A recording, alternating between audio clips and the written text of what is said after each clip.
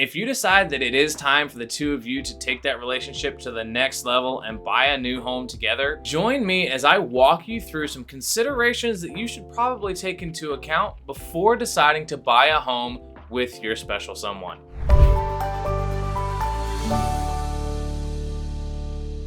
The important factors that you should consider when buying a home with a spouse. Because when spouses don't agree on these important items, it can cause a lot more stress in the home buying process. And the first step is for you to communicate with each other. Now, I know that sounds obvious, but there are some important discussions that you and your spouse need to have before you ever speak to a real estate agent to ensure that you all are on the same page. And one of the biggest things that you need to talk about is what type of home are you looking for? Now, I know this may seem obvious, but I can't tell you how many times I've worked with a couple where the husband wanted to buy a fixer-upper that needed a little bit of work, and the wife wanted to buy a move-in ready home. Because they didn't iron these things out before they spoke to a real estate agent, it made us go on far more showings and actually made them miss out on a few houses because the husband would love it and the wife wasn't happy with it. So you want to take a look at what are your needs and your wants, and I actually encourage you to do this separately. Write down your dream home and have your spouse do the exact same thing. Then come together and take a look at your list and see what's the same, those items are things that you both agree on, and look at what's different, and then make the decision on which way you want to go.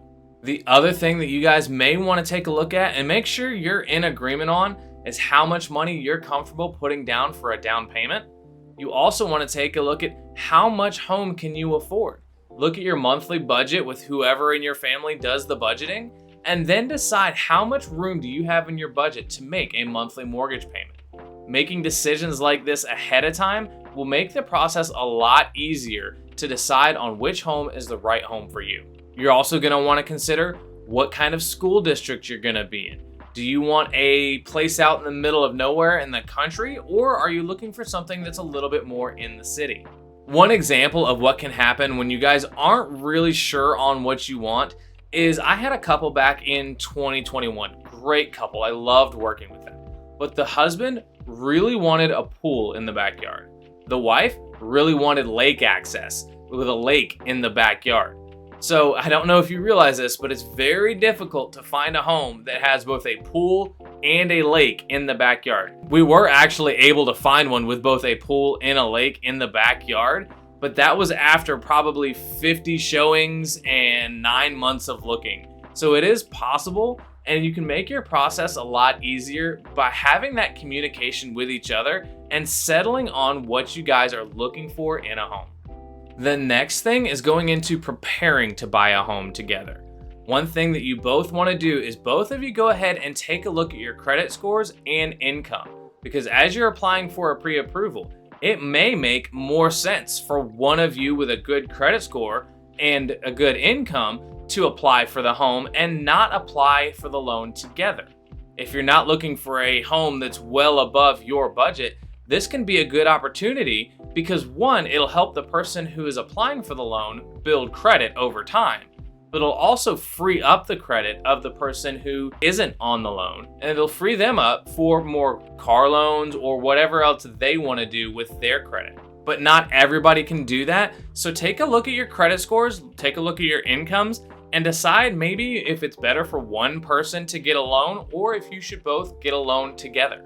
It's also really important for you both to pick a real estate agent that you can trust. Can't tell you how many times I've heard about real estate agents being involved in awkward situations where the wife became jealous of the real estate agent or the husband became jealous of the real estate agent because he thought his spouse or her spouse was hitting on them or was attracted to them or whatever. You obviously don't want to find yourself in that situation. So you want to find an agent that you both can connect with, that you can both communicate with, and that you both feel comfortable representing you in the transaction. Another thing that you should consider is if you're buying a house as an unmarried couple. Now, this isn't a moral thing, but you have a couple of extra considerations to be very careful of because you have no legal protections like you would as a married couple. Not only would you have less tax benefits as an unmarried couple, but you both wouldn't necessarily have equal rights should you two decide to go separate ways. I unfortunately ran into this situation back in 2020 where a couple that I loved working with and I really enjoyed helping them find a home bought a new construction home in a really great community, but it was right around the time that the market was peaking in price. And then they just reached out to me a couple of weeks ago and they let me know that they were going to be going their separate ways. For whatever reason, I didn't get involved in that. But unfortunately, because they had bought the home together, they needed to sell it.